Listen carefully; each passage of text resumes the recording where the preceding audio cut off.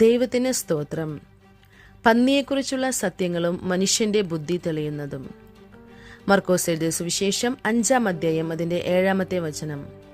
അവൻ ഉറക്കെ നിലവിളിച്ചു, യേശുവേ, മഹോന്നതനായ ദൈവത്തിന്റെ പുത്ര, എനിക്കും നിനക്കും തമ്മിൽ എന്ത്? ദൈവത്താണെ എന്നെ ദണ്ഡിപ്പിക്കരുതേ എന്ന് അപേക്ഷിക്കുന്നു എന്ന് പറഞ്ഞു.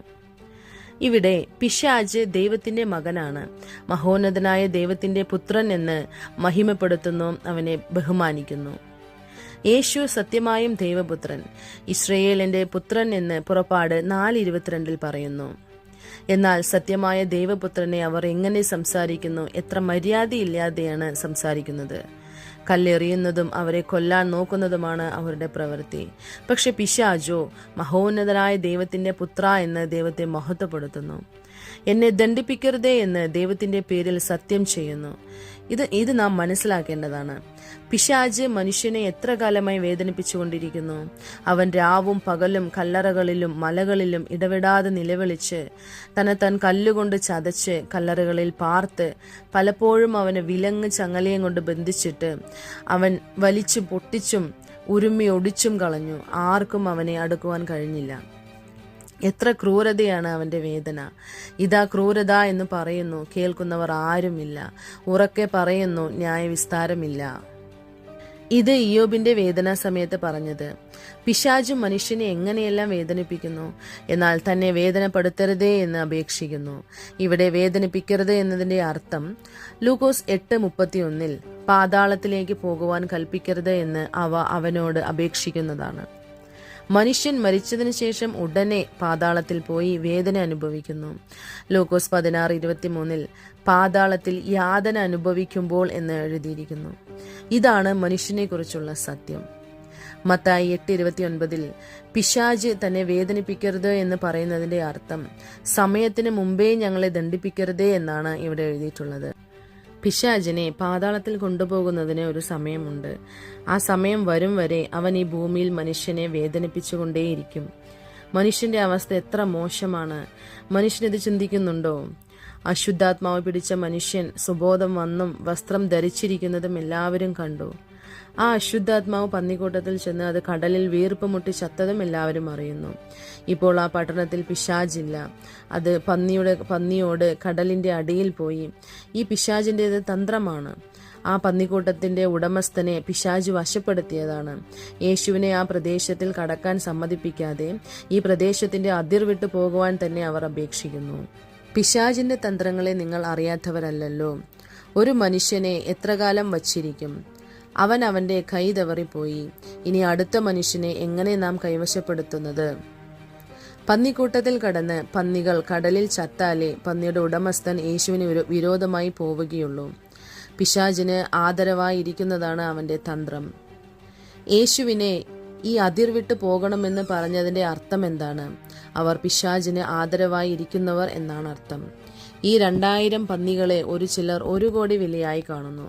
ഒരു പന്നി 5000 രൂപയാണെങ്കിൽ 1 കോടി വരും. ഈ 1 കോടി നഷ്ടപ്പെട്ടത് കൊണ്ടാണ് ആ ഉടമസ്ഥന് കോപം വന്ന് യേശുവിനെ ഗ്രാമത്തിൽ നിന്ന് തന്നെ പുറത്താക്കാൻ നോക്കിയത്. ക്രിസ്തുവിനെ നാം നേടണമെങ്കിൽ എനിക്ക് ലാഭമായതൊക്കെയും ഞാൻ ക്രിസ്തു നിമിത്തം ഛേദം എന്ന് എണ്ണിയിരിക്കുന്നു എന്ന് ഫിലിപ്പർക്ക് എഴുതിയ ലേഖനം 3-ാം അധ്യായം 7-11 വചനം വരെ പൗലോസ് പറയുന്നു. ഈ പന്നികളെ നാം നേടണമെങ്കിൽ ക്രിസ്തു നമുക്ക് നഷ്ടമാകും. ഇവിടെ ഈ മനുഷ്യന് സുബോധം വന്നപ്പോൾ പന്നികൾ കടലിലേക്ക് പാഞ്ഞു വീർപ്പ് മുട്ടിച്ചത്തു. ഇളയ മകൻ പന്നികളെ മേയ്ക്കും ജോലി വേണ്ട എന്ന് തീരുമാനിച്ചപ്പോൾ ആണ് അവന് സുബോധം വന്നത്. നിങ്ങളുടെ മുത്തുകളെ പന്നികളുടെ മുമ്പിലിട്ടാൽ അതിനെ ചവിട്ടിക്കളയും, നിങ്ങളെ ചീന്തിക്കളയുകയും ചെയ്യുമെന്ന് മത്തായി എഴുതിയ സുവിശേഷം 7-ാം അധ്യായം അതിന്റെ 6 പറയുന്നു. മുത്ത് എന്നത് ഗുണം അല്ലെങ്കിൽ സാമർത്ഥ്യത്തെ കാണിക്കുന്നു. സാമർത്ഥ്യമുള്ള സ്ത്രീ മുത്തുകളുടെ വിലയെ കാട്ടിലും അധികം എന്ന് എഴുതിയിരിക്കുന്നല്ലോ.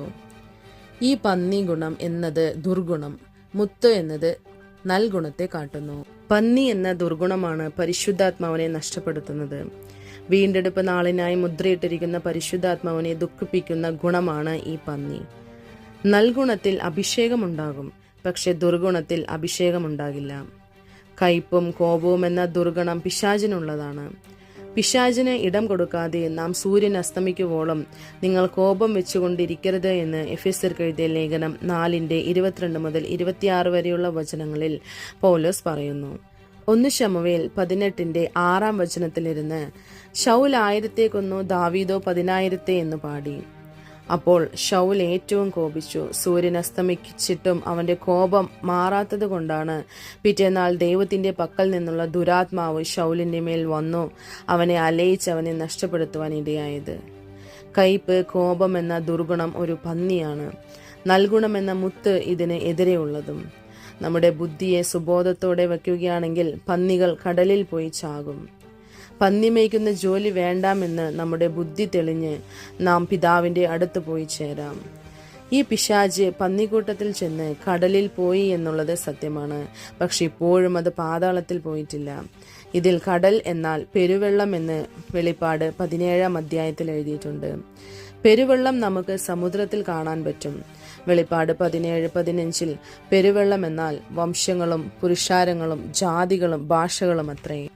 പിശാച് ഈ മനുഷ്യനെ വിട്ടാലും ഈ അതിർ വിട്ടാലും ഇത് കടലിൽ പോയി എന്നാലും എല്ലാ ദേശവും എല്ലാ ജനങ്ങളും എല്ലാ ജാതികളും അവന്റെ കയ്യിലാണ് ഇരിക്കുന്നത്. ഈ ലോക രാജ്യങ്ങളെല്ലാം തന്നെ അവന്റെ കയ്യിലാണ് ഇരിക്കുന്നത് എന്ന് നിങ്ങൾ മനസ്സിലാക്കണം. ഇത് പന്നികളെക്കുറിച്ചുള്ള മുന്നറിയിപ്പ്. നമ്മുടെ അതിരിൽ നിന്ന് പന്നികളെ നീക്കി നമ്മുടെ അതിരെ സ്വതന്ത്രമാക്കാം. പന്നിമേയ്ക്കും ജോലിയെ വിട്ട് സുബോധം വന്ന് പിതാവിന്റെ അടുത്ത് വരാം. പന്നി എന്ന ദുർഗുണത്തെ നമ്മിൽ നിന്ന് നീക്കുന്നതിനായുള്ള വഴിയെ നമുക്ക് കണ്ടെത്താം. ദുർഗുണം നമ്മുടെ അഭിഷേകത്തെ നശിപ്പിക്കും. ദുർഗുണം പിശാചിനിടം കൊടുത്ത് പിശാചിനോട് ചേരും, ദൈവത്തെ വിട്ട് പിരിയും. ഉണർവുള്ളവരായി സുബോധമുള്ളവരായിരിക്കാം. ദുർഗുണത്തിൽ നാം കുഞ്ഞുങ്ങളും ബുദ്ധിയിൽ മുതിർന്നവരായും ഇരിക്കണം. 7ാമത്തെ ദൂതൻ എക്കാളം ഊതിയപ്പോൾ ലോകരാജ്യത്വം നമ്മുടെ കർത്താവിനും അവന്റെ ക്രിസ്തുവിനുമായി തീർന്നിരിക്കുന്നു. അവൻ എന്നേക്കും വാഴുമെന്ന് സ്വർഗത്തിൽ ഒരു മഹാഘോഷമുണ്ടായി എന്ന് വെളിപ്പാട് 11:15 എഴുതിയിരിക്കുന്നു. ഇതാണ് 1000 ആണ്ട് വാഴ്ച. ഇതിനെ നാം എതിർനോക്കി ജീവിക്കാം. എല്ലാ ബുദ്ധിയെയും കവിയുന്ന ദൈവിക സമാധാനം നിങ്ങളുടെ ചിന്തയിലും ഹൃദയങ്ങളിലും എന്നേക്കും ഉണ്ടാകുമാറാകട്ടെ. ആമേൻ.